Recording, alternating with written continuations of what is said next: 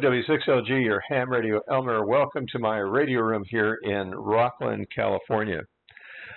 For some reason, I bought another MFJ box.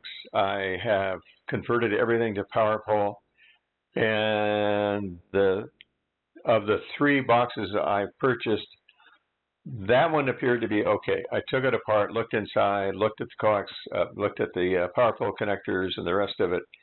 It appeared to be fine, and the wires to the switch were actually wired in place. Again, I'm going to reduce the fuse values to what I think the box can handle, but otherwise, everything was fine.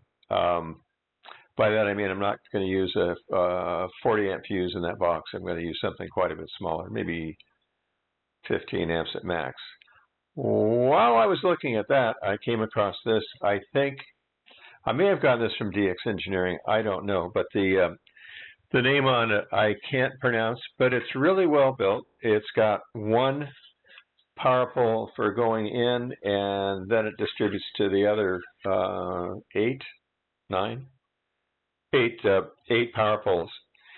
What makes this kind of neat is, first of all, the fit and finish is really good. It's put together beautifully. It looks like the sheet metal was formed and then powder coated. The screws are powder coated their color. The metalwork is great. The sockets for the PowerPoles actually line up with the hole, unlike MFJ. And there's a little LED that you can't see. Maybe I can put it up on the screen. So I've got the green wall behind me that lights up when the fuse blows. And I tested that, and sure enough, it lit up. Didn't do it on purpose, but I made a mistake. So anyway, it says it can handle 40 amps, is it? It's really hard to read on this box. I believe it to be a 40 amp fuse. And again, I'm going to reduce it just a bit. I'm not going to pull 40 amps through this. The brand name is Chunzehui. I don't have a clue. But it was less expensive, better built, and I didn't have to rebuild it when I got it. So of the three boxes I purchased from DX Engineering and Ham Radio Outlet,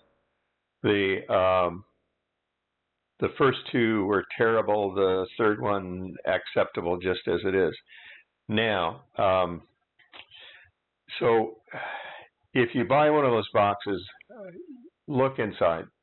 Now, along those lines, there's another box that we talked about in the last episode. Left it on the floor, meant to put it on the table. And here it is. So after looking at the video I did, I really tore into this thing, and here's what I found. There's solder pads with holes, and they stuck an enamel wire through it without cleaning off the enamel or even soldering it. And the one next to it was a cold solder joint, and the one next to that didn't look like it was soldered. So I pulled out the toroidal cores, stripped off the enamel, did my best to tin the wire, put it in, and soldered it into place. And I had to do that for the three cores that were in here, toroidal cores. I also pulled on a disc cap up, I think it's a .01, and I wiggled it and it came out. Did I pull too hard? Maybe. So I soldered that into place also. So I had this box in use. I disconnected it, took it apart, looked at it again, and went, geez. And I said other words. I may use it. I don't know yet. I'm still thinking about it. If I do use it, this 30 amp fuse protecting this 15 amp cord is going to be a 15 amp fuse to match the 15 amp cord. I'm not going to draw more than 15 amp from these outlets. Does it do anything? That's the other question. Does this thing do anything? If you have one of these, let me know if it did anything to improve the noise in your transceiver. I don't know yet. if you had like a power supply that was making noise and it was sending it down the cord, that might stop it from being transmitted. I don't know. Anyway, fit and finish, lousy. The way it's built, lousy. Had to rebuild part of it, lousy. So my assessment of that is it's lousy. And I can't recommend its purchase. It just, certainly not with a 30 amp fuse on a 15 amp cord. I don't care what they say.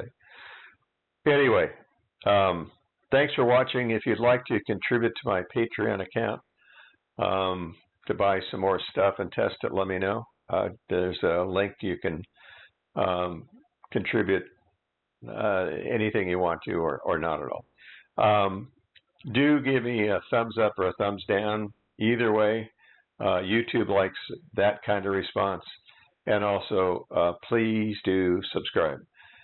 I'm Jim, your Hammer to Elmer here on YouTube.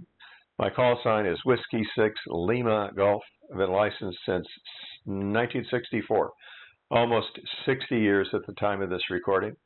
And I'd like to think I know a little bit about what I'm talking about. Sometimes I make mistakes, but everybody does. Thanks for watching. 73 from Rockland, California.